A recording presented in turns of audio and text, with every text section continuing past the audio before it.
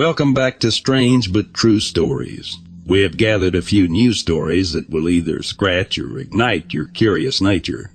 So sit back, relax, and enjoy these true humanoid encounters.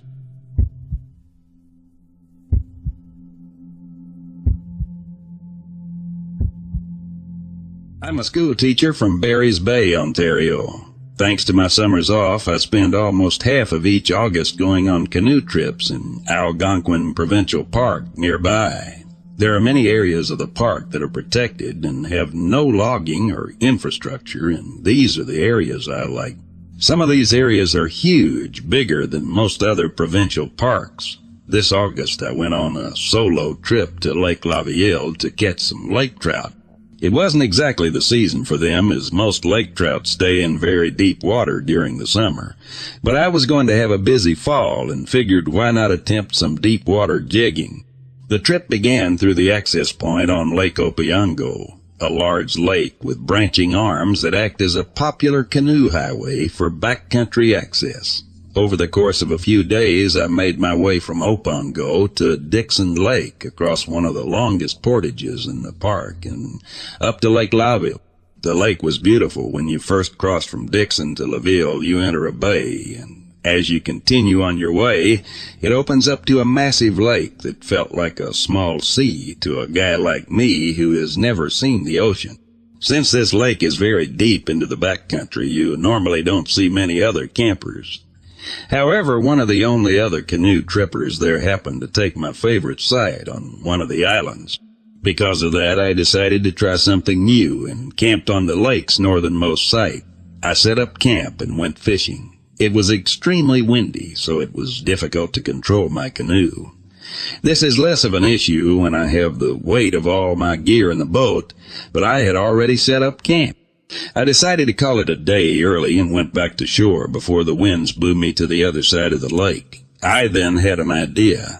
I was relatively close to a much smaller lake to the north of my site, connected by a very short and nearby portage. I grabbed my rod and a few small spinners and decided to head over to see if I could catch some perch or panfish from shore. It was getting late, so I wouldn't be there long. I made my way up the portage only to find it connected to a very marshy area. I went back and around the marsh, which was longer than expected. I started casting from shore as the sun was setting, not wanting to head back because of how long it took me to get there. It was getting a little nippy out, so I buttoned up my flannel. The lake was beautiful with the cold wind. That moment of beauty quickly interrupted by the sound of crunching to my right. The only animals that make sounds like that as they move about are bears and moose. Both are creatures that you don't want to bother. The issue was that this animal was in between me and the rest of the shoreline that would have guided me back to the marsh and thus the portage and thus my campsite. I decided I would cut across the dense forest to the shore of Lavielle and find my campsite. I was glad I brought my flashlight because at this point it was very dark. I made my way into the forest, and after about 15 seconds, I heard the animal again. I stopped moving and heard it continue for a second before pausing itself. When I continued, it continued, and when I stopped, it stopped. At this point, I was absolutely terrified. I was shining my flashlight behind me, but couldn't see any reflecting eyes shining back at me. I swear I was just standing there with my flashlight for 2 minutes. I started speed walking, shining my light back periodically in a slight panic. I didn't want to be eaten by what I thought was a mountain lion or bear. I finally tried scaring whatever it was off by yelling. I turned around and yelled, "Hey, back off!" as if I was calling out to someone. My entire world shattered when whatever it was shouted, "Hey, back off!" back at me. In my exact voice, a cold shiver went down my spine. This is going to sound absolutely crazy, but I saw a bald white head with no ears and huge eyes look out from behind a tree, and I absolutely bolted through the woods away from it until I reached water. From there I ran to my left along the shore until reaching my campsite. I threw literally everything in my canoe as fast as possible, picked up my tent with my sleeping bag and everything in it and just threw it in the canoe.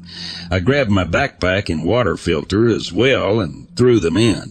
I got in and paddled as fast as I could, completely forgetting to get my bear hang. I had no idea where I was going, but my instincts were telling me to just leave. I found myself sitting in my canoe in the pitch black, not knowing where on the lake I now was. Most of my thinking was about what just happened. I didn't sleep that night, just waited in my canoe till morning. I had the balls to head back to my site and quickly grab my bear hang before canoeing to the other side of the lake, where I would properly fold and put away my gear. I'm never camping on Lake Laval again.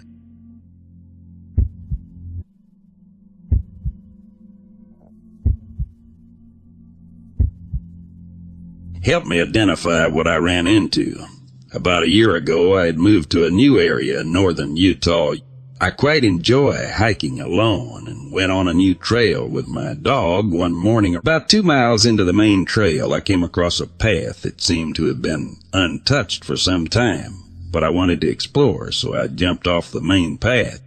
1 or 2 miles into this smaller trail, I hiked into what looked like a camping area, but I had not seen it on any of my maps nor in the area reviews, so I thought this was a bit strange. I hiked past this, then suddenly had a horrible feeling of dread, and I froze.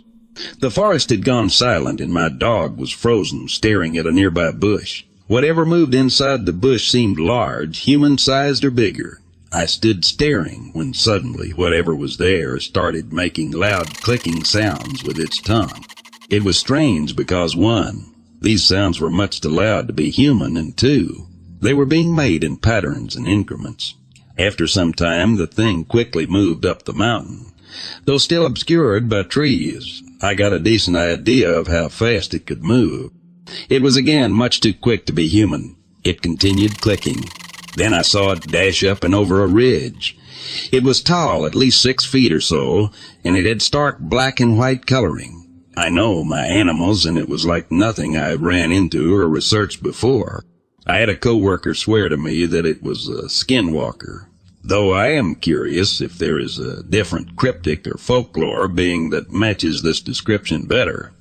Whatever this thing was, it was definitely not human.